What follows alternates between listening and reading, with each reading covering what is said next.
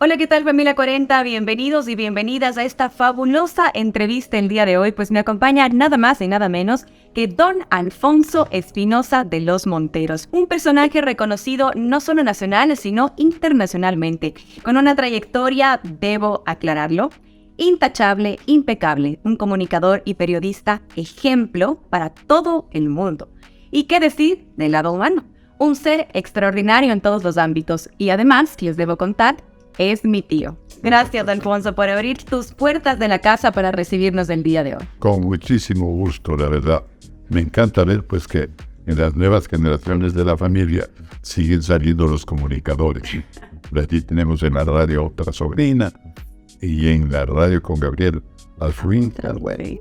Así es, tenemos un poco de herencia y ya vamos a conversar un poquito más a fondo.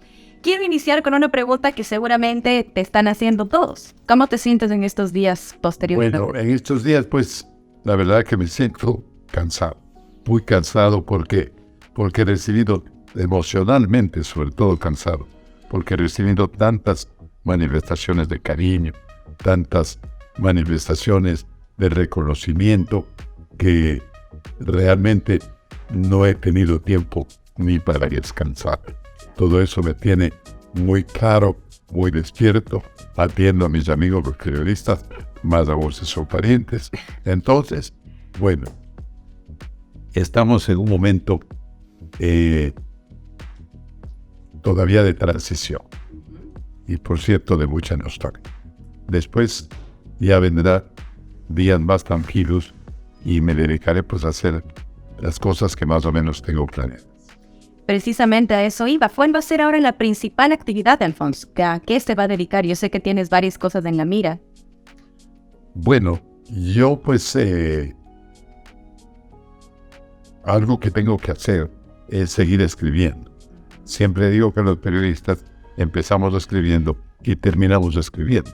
Entonces yo pues ya publiqué mis 2 libros de memorias y ahora estoy preparando un libro sobre televisión. Aunque no, un libro sobre las distintas facetas de la televisión, que es un libro que lo había empezado mucho antes que las memorias. Pero me dio miedo perder la memoria. Claro, primero aclarar un poco esto. Finalmente, pues, tengo que terminar ese libro con distintas facetas de lo que es la televisión, la parte administrativa, que no hay publicación de eso. Así es. La parte periodística, desde luego, que es donde yo más tengo que contar. Aunque ya en mis libros de memorias, prácticamente yo he contado la historia del Ecuador de las últimas décadas. A mi manera, por supuesto, porque yo no soy ningún historiador. Pero Enrique Ayala, que es historiador y que fue quien presentó mi primer libro, él dijo: Alfonso dice que él no es historiador, pero lo único que yo les puedo decir es que todos los historiadores tenemos que leer los libros. Claro, es que es una recopilación bastante interesante si ustedes no conocían. Les animo, no sé si estén todavía por ahí al venta al público. Sí. La historia del Ecuador es desde un ojo. Recién comprobé pues que en la librería Mr. Books, ahí lo tienen. Inclusive un amigo mío delante mío compró los libros, ¿no? Y me dijeron allí, no, siempre están preguntando, pero nosotros si tenemos, pues lo vendemos. Y si no tenemos, le anotamos y pedimos enseguida bien. Espectacular, es que esta es una visión de la historia del Ecuador desde el ojo óptico, comunicacional y periodístico de Alfonso. Entonces es realmente interesante. Ahora, hablando precisamente de esta producción que la gente y el equipo en general no conoce mucho, qué es lo que se sucede tras cámaras, qué es lo que hace el trabajo de un comunicador y un periodista. Venía a mi memoria tantos eventos de cobertura, tantos eventos importantes que ha vivido Alfonso a lo largo de estos 56 años tras la pantalla. ¿Cuál es la anécdota que recuerdas así de inmediato y que nos podrías contar? Sea chistosa, sea divertida, sea, no sé, seria. ¿Cuál es esa anécdota que nos puedes contar? Bueno, la vida de un periodista está llena de anécdotas porque vive cerca de los acontecimientos. porque está buscando lo que está ocurriendo. Entonces, eso pues a uno le da la oportunidad de vivir de repente cosas muy inéditas, ¿no?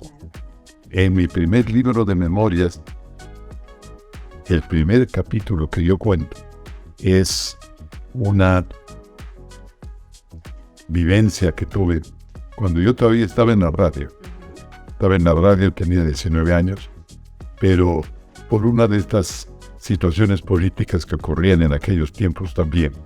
Entonces, en el 4 de octubre de 1961 ocurrió un hecho inédito.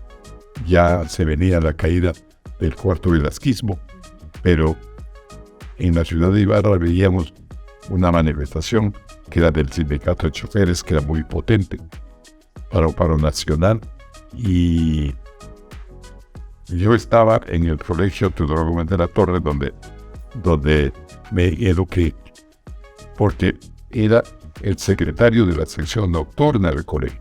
Entonces yo tenía que pasar por allí, por donde el rector casi todos los días, para que me firme papeles, etc. Mi rutina era pasar por allí, de ahí me iba al correo pues, para mandar al Ministerio de Educación y cosas. Pero aquel día todos estábamos en Ibarra preocupados por esta situación política, ¿no?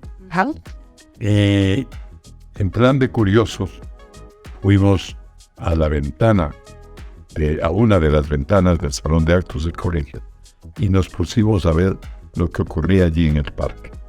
¿Qué estaba pasando? Que venía la manifestación de los choferes. Como siempre ocurría en Ibarra, pues iban allí al pie del ceibo, hacían allí su protesta. Bueno, todo acto de cualquier índole terminaba siempre bajo el ceibo. Y eso pensé que íbamos a ver. Pero ¿qué ocurrió? Que de la otra esquina, por donde estaba el cuartel policial, salió la policía, salió una dotación de policía vestidos como para el combate, digamos, y de repente empezaron a disparar. Disparaban y allí, tras la ventana, estábamos yo, frente a la ventana, totalmente. A mi izquierda estaba el director del colegio y a mi derecha estaba el profesor Alfonso Arau. Una persona maravillosa y un gran maestro. De repente él se acercó donde mí, me puso las manos en el pecho y me dijo: retirémonos, no vaya a ser que... Y dio un paso hacia adelante y a mí me hizo dar el paso hacia atrás. Recibí un balazo. Wow. En la mejilla.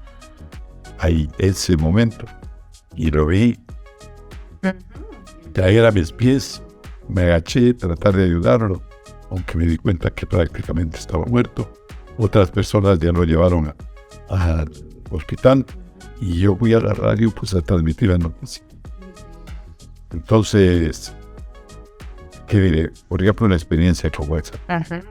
Esa es una experiencia que nunca la olvidaré. Y por eso, con esa experiencia, empecé mis memorias. ¿Por qué razón?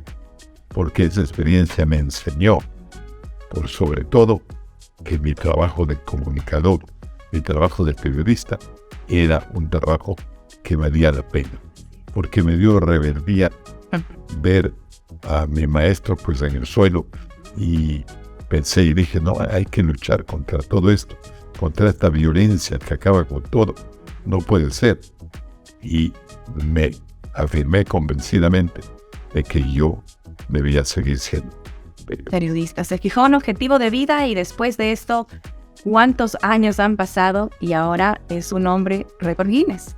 ¿Qué me puede decir del récord Guinness? 56 años de una trayectoria ininterrumpida en el mismo canal, en el mismo horario. Bueno, yo recibí el récord Guinness cuando cumplí 47 años. Claro, de ahí yo como he seguido en noticiero, yo he estado rompiendo el récord todos los días, hasta llegar ahora a los 56. En Ecuavisa están haciendo todas las gestiones para actualizarse. Pero bueno, yo ya con haber recibido me siento muy bien. Entonces, eso pues, la verdad que yo nunca he estado pensando ni en los premios, ni en los reconocimientos. El periodista siempre mira desde adentro las cosas y se alía con todos estos acontecimientos de tal manera que se compromete con ellos. Entonces, nunca estás pensando que te van a premiar, que te van a dar este reconocimiento, etc.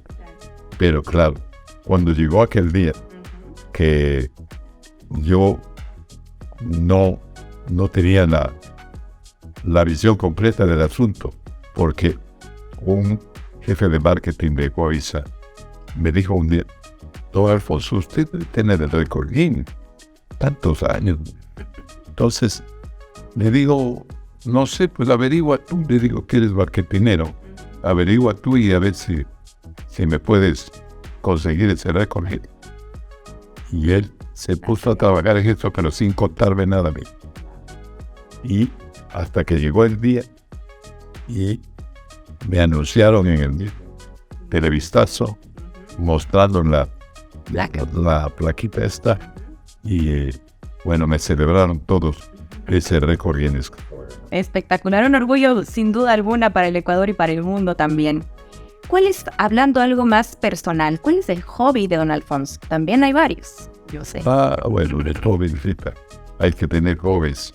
Y sobre todo ahora, cuando ya estás en la nueva etapa, entonces hay que tener hobbies para poder disfrutar de cosas sencillas, gratas, que la vida nos da y que en definitiva pueden prolongar nuestra vejez. Esa es la idea.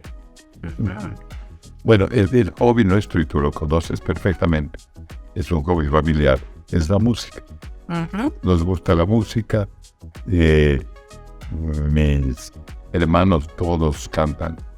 Gabriel, Danilo, Renato, que ya no está con nosotros, y que era el alma realmente de esta afición que nosotros hemos tenido, porque la heredamos de nuestro padre, de nuestros antecesores, y que la siguen las nuevas generaciones. Mis hijos, estas niñas, todos cantan. Todos cantan muy bonito, tocan instrumentos, ¿qué más? Entonces ese es el hobby mayor. Principal. Pero hay otras cosas que se ven en la vida también. Claro que sí. Y hablando de música, enfocándonos un poquito más en eso, ¿cuál es tu género musical favorito? Eso es difícil por decirte. ¿Por qué razón? Porque como yo aprendí a cantar con mi papá, entonces, ¿qué ocurría? Que cantaban las canciones de él. ¿Boleros? ¿Pasillos? Boleros, pasillos, rancheras, tangos. Claro. Bueno, y todo eso que hasta ahora me gusta y sigo cantando. Pero después, cuando yo estuve en la radio, que ya fue en los años 60, los años de la nueva ola, entonces ya empecé a cantar baladas y hasta rocks por ahí. Entonces, y fui pasando por toda esta gama de géneros musicales. Y lo último ha sido pues me gustan mucho estas canciones que son hechas por poetas que dicen cosas muy lindas y por supuesto muy bien musicalizadas también. Entonces ahí está por los míos, ¿no? Serrat, Cortés, claro. Tantos más de Hablando de la poesía, es otra faceta que también tiene como buen comunicador, periodista, escritor. ¿Tienes también poemas escritos? Yo escribía poemas cuando tenía 15 años, pero me duraban 5 minutos porque lo rompí. ¿No querías que salga a la luz? No quería, pues era muy tímido seguramente. Pero lo que siempre tuve inclinación por la poesía, lo viví en un desván que tenía nuestro abuelo. Y es decir, mi abuelo, donde encontré muchos libros que yo aprendí a leer cuando tenía 8 años. Pero leía 4 horas diarias, leí desde 4 de la tarde hasta 7 de la noche. Leí novelas, libros maravillosos. Y allí encontré también poemarios, libros de poesía. Y me encantaba decirlos en alta voz. Entonces me entretenía mucho con eso. Cuando ya me hice más grandecito y me empecé a interesar en la radio, yo escuchaba en Ibarra, pues, las emisoras de Colombia, que tenían muchos programas de corte romántico, de poemas y canciones. Entonces había un programa que se llamaba, ¿cómo se llamaba? Un programa que lo pasaban en Caracol de Colombia a las 10 de la noche todos los días, donde había una recitadora que se llamaba Lolita Ayala y un magnífico locutor que era Luis Fernando Posadas. Entonces ahí oí pues poemas. Dije yo, cuando entre a la radio, programa de poemas. Y así lo hice en Guayaquil, en Radio La Prensa, pues muchos años. Tuve este programa en el mío, se llamaba El Espacio del Ensueño. Era todos los días a las 10 de la noche. Y era súper solicitado, súper oído. Tanto lo era que un día me llamó un gran amigo que era el dueño y director de una agencia publicitaria. Entonces me llamó y me dijo, mira, yo no te conozco, pero quiero tomarme un café contigo, te invito a que vengas a mi oficina, porque quiero darte una noticia que te va a gustar. Yo fui donde Gemini, disculpen, que era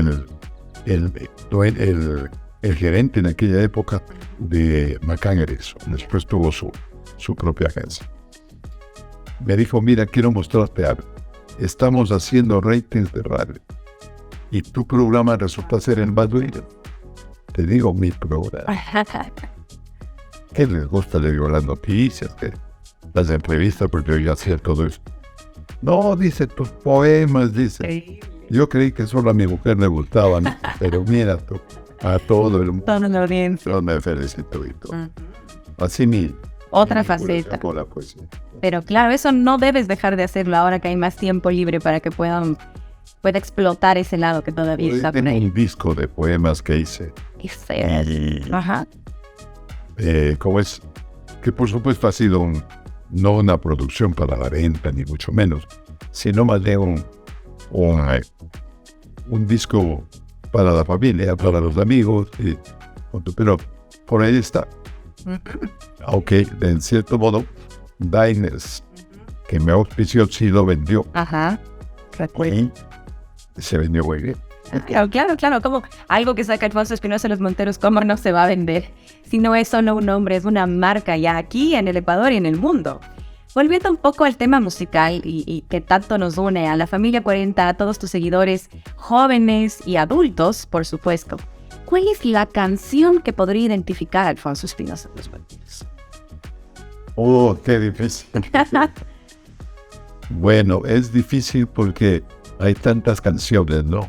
De las buenas y nuevas canciones, sobre todo esas que tienen poesía fuerte, poesía profunda, que hasta para decir una palabra sencilla saben cómo decirla porque son poetas, ¿no?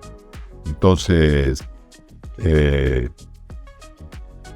difícil pensar en una canción. Para mí, pudiera ser cualquier canción de Joan Manuel Serrat. Me imaginaba. Claro, espectacular. Letra, poesía, música, increíble. Todo, sí. Sé que has grabado más de un disco, justo nos comentabas hace un momentito. ¿Cómo es el proceso para hacerlo? Yo veo aquí, ya les vamos a compartir a ustedes también un poco de esta biblioteca musical y musicoteca, no sé cómo llamarla, pero tienes aquí varias mezclas de discos y equipos. ¿Cómo es el proceso de hacer un disco? ¿Cómo se escogen las canciones? ¿Con quién trabajas en el proceso? Bueno, el primer disco que yo grabé fue un disco de 45 revoluciones por minuto. Todavía no había pues los compactos y qué sé yo. Pero fue un disco de 45 con 2 canciones que la grabé en Guayaquil en los estudios de IFES. ¿No? Todo fue casualidad, porque en realidad yo estaba tratando de que se haga un disco de Gabriel, que tenía acá en Quito su conjunto musical. Entonces le pedí a un amigo mío, que era un productor de discos, le dije, ¿quieres? Porque me dice, es una marca nueva, pero yo también quiero voces nuevas. Le digo, te recomiendo a mi hermano. Bueno, dice, mira, yo voy a salir tal fecha, por favor, tenme a tu hermano aquí. Me encantaría que debutemos con él. Bueno, en eso quedamos. Pero en aquellos tiempos, Gabriel se casó y se fue a vivir en Estados Unidos. Entonces, cuando me visitó nuevamente este productor, Enrique Márquez de la Plata, acompañado de Roberto Villeda, pues gran músico ecuatoriano, y le digo, oye, qué pena, pero mi hermano se fue a vivir en Estados Unidos, así que te agradezco mucho la voluntad, pero no creo que lo podamos hacer. Entonces Roberto le dice, oye, Roberto era el líder de los Corvettes en aquella época, ¿no? Y dice, oye, Enrique, dice, hazle grabar a él, si él canta, dice, no importa que no esté aquí, pero va. A la final acepté y fui a grabar en los estudios de IFESA este disco de 45, que a mí no me convenció mucho porque yo pues me sentía muy novato en el asunto, ¿no? Pero bueno, a la final grabamos y estuvo mucho tiempo en el ranking. Por aquella época, me acuerdo en la radio Tropicana en Guayaquil, donde trabajaba pues un amigo, y él empezó a tocar. Bueno, y llegó un momento en que el disco sonaba en todas partes. Entonces, esa fue la primera experiencia. Después tuve otra experiencia aquí con Larry Salgado, gran músico. También en una fiesta me dio cantar, él sentado al piano, y me dijo, oye, ¿por qué no me dabas? Haz un disco que por aquí, por allá. Bueno, otra vez le acepté y grabé un segundo disco que tiene 6 canciones. Es decir, 4 canciones que hice con Larry. De un tercer disco que terminé, que era de Eduardo Erazo, y grabamos en el estudio de él, saqué pues 2 canciones que estaban por otro lado. Una canción era en un disco que Eduardo hizo, que se llama Amigos, Viejos Amigos. Entonces hay muchos cantantes reconocidos de aquí, los hermanos Miño, está Eduardo Brito, está Gabriel, está Renato. Bueno, un disco pues muy bonito. Y de ahí saqué mi canción y le pasé a este otro disco. Y el sexto disco es un disco que grabamos con Pascal Michelet, que se llamaba El Otro Yo, donde él a figuras de la televisión nos puso a cantar. Un día se encontró conmigo en un avión y me dijo, oye, yo no sabía que tú cantabas. Pensé que solo tu hermano Gabucho, porque le decías, pero tú también cantas. Hagamos un disco. Hicimos el disco, él también tenía su estudio, pero ese fue un long play, pues, todavía. Aunque ahora, justamente esta mañana en una entrevista que me hicieron a un periódico, me dijeron que ese disco también hay en acetato. O sea que alguien lo ha publicado. Y bueno, después hemos hecho aquí discos familiares con tu primo Miguel Ángel. Y aquí mis propios equipos hemos hecho pues algunos discos bonitos, sobre todo un disco de boleros que me faltaba. Pero antes hice un disco de tangos que lo hice aquí en Quito y también en Buenos Aires. Entonces salió bastante bien, a todo el que han oído le ha gustado. Pero todos me dicen dónde comprar, pero yo digo que no. No está a la venta. No está a la venta. Porque, bueno, ahora a lo mejor ya me animo. Es un tesoro nacional que debe ser, por favor, reconocido. No es para tal. No, sí. Además, no crean que soy gran cantante. Pero es todo un artista, ya ha visto varias facetas, ¿no es cierto? Comunicador, periodista, escritor, poeta, cantante y, la que nos falta, actor. Porque en épocas de juventud tuvo su película. ¿Más de una? Bueno, sí, evidentemente a mí me gustaba hacer actor desde muy joven. En mi adolescencia, yo soñaba con irme a vivir en México, que me parecía el sitio ideal para... Inspirado por las películas mexicanas. Inspirado por las películas mexicanas, que además siempre son musicales. Claro. Entonces, yo tenía esto en la mente, pero se dio alguna oportunidad cuando en Guayaquil empezaron a hacer coproducciones mexicano-ecuatorianas. Y los productores de Ecuador, que Paulo Ulloa y Carlos Espinosa se llamaba también, ellos me metieron en las películas que ellos hacían.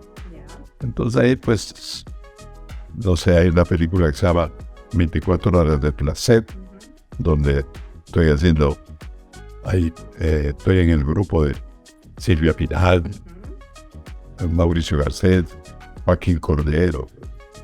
Todos esos artistas que yo les había conocido en la pantalla, pero ahí ya estuve con... Pensando en esto, Alfonso, ¿has cumplido todos tus sueños, lo que soñabas de juventud? Mira tú cómo se van dando las cosas. Yo en eso tengo que agradecer a Dios y a la vida, pues, que me da oportunidades. Recién me buscaron para hacer el doblaje de una película americana. Y en ese campo me gustaría seguir, ¿no? Se los pedí en México porque me invitaron ahí a la alfombra roja.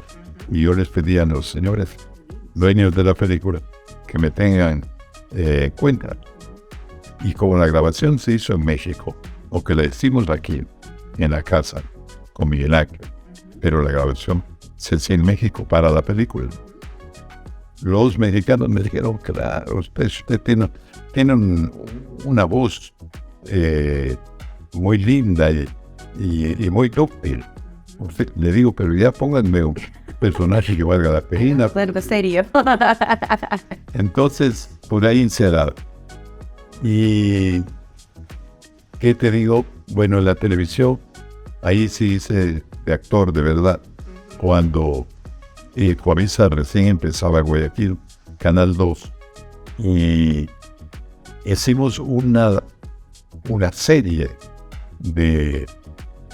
dramatizada que se llamaba Cartas de, que era con Toti Rodríguez, que estaba recién llegada de Europa. Y ahí hicimos algunas. El programa era semanal, una historia de amor típica, ¿no? Pero cada semana hacíamos. Y teníamos un director maravilloso, que era Alberto Borges, que era mi amigo y era un apasionado del cine. Entonces decía, tenemos que hacer cine aunque sea en la pantalla chica. Y bueno, así lo hicimos. Así se fue. Ya para ir terminando, hemos conocido algunas facetas de Alfonso. Hemos descubierto algunas que no sabían seguramente ustedes. ¿Qué me puedes decir si te digo Priscila? Bueno, pues la mujer que yo amo desde hace tantos años, que me acompaña, que me ha dado a mis hijos y una vida de mucha felicidad. Si te digo Juan José y Paula. Bueno, son el producto de ese amor tan grande y ellos, mis hijos adorados, porque son personas de muchos méritos, de muchas cualidades, le hacen quedar muy bien a su papá. Entonces, a ellos también, pues, para ellos siempre un cariño muy especial. ¿Y si te digo Antonio? Eso es palabras mayores. Eso es palabras mayores, porque... Para quienes no saben, Antonio es el único nieto de don Alfonso, el pequeñito heredero que seguramente se quedará al mando del trono. No, discúlpeme, pero... me emociona. Es natural, claro que sí.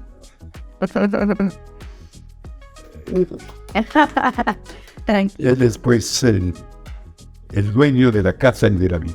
Así es. Así es. Todos nosotros estamos cerca de Él y queremos para Él lo mejor. Y Él nos quiere mucho también, a todos, a sus abuelos, a sus padres, su padre, su madre. Son maravillosos realmente. Nos han dado este premio increíble, un nieto espectacular desde muchos sentidos, porque es un chico inteligente que aprende muy rápidamente las cosas. Yo no sé si le viste, pero el día que yo me despedía en Ecuavisa, él estuvo sentado en mi silla, claro, me hizo una entrevista. Es un niño de 4 años. Entonces, es maravilloso realmente. Y sé que llegará a ser un gran hombre en el futuro. Pero claro que sí, tú eres tu papú, así le dicen, ¿no? Papú. Espectacular, Antonio. Para cerrar, ¿cuál es el mensaje que le das a los jóvenes? Escuchamos el día de tu despedida un emotivo mensaje que nos llegó sin duda alguna a todos y que por eso desde ahí ya te extrañamos y es increíble. Yo les decía y compartía con mis amigos en el diario Vivir. Yo escucho el sonido del comienzo de Televistazo e inmediatamente eres tú. Te asocio ahí y claro, nos haces falta y nos seguirás haciendo falta. Por eso quiero que repitas tal vez algo de ese pequeño mensaje que nos dejaste a los jóvenes y a los que quieren seguir o queremos seguir algo de los pasos de la comunicación. Desde luego, porque además es muy importante que los jóvenes reciban este mensaje todo el tiempo de su vida, porque el futuro de este país sobre todo y del mundo en general está en manos de los jóvenes. Son los jóvenes los que pueden cambiar las cosas. En una entrevista anterior me planteaba esto diciéndome que vivimos un país dividido. Y efectivamente, vivimos un país dividido, siendo este Ecuador tan lindo con tantas cosas buenas que podemos disfrutarlas todos juntos, no divididos. Por favor, tengamos un poco de consideración con eso. No vivamos de la crítica. No vivamos ¿qué diría yo? Pues del negativismo, del pesimismo. Nos hemos vuelto un país pesimista 100%. Y eso es fatal, es terrible. Pero eso lo pueden cambiar ustedes jóvenes, cambiando su actitud. Construyan su vida y construirán la vida del país. De un país distinto, superior, maravilloso, como el que queremos y nos merecemos. Así es, muchísimas gracias por el tiempo, tío querido. Ha sido un gusto poder tenerte con nosotros en la Familia 40. Se nos quedan muchísimos temas por fuera, es verdad, pero estoy segura que tus seguidores están felices de haber conocido un poquito más de lo que es este tremendo personaje. Señoras y señores, Alfonso Espinosa de los Monteros. Gracias.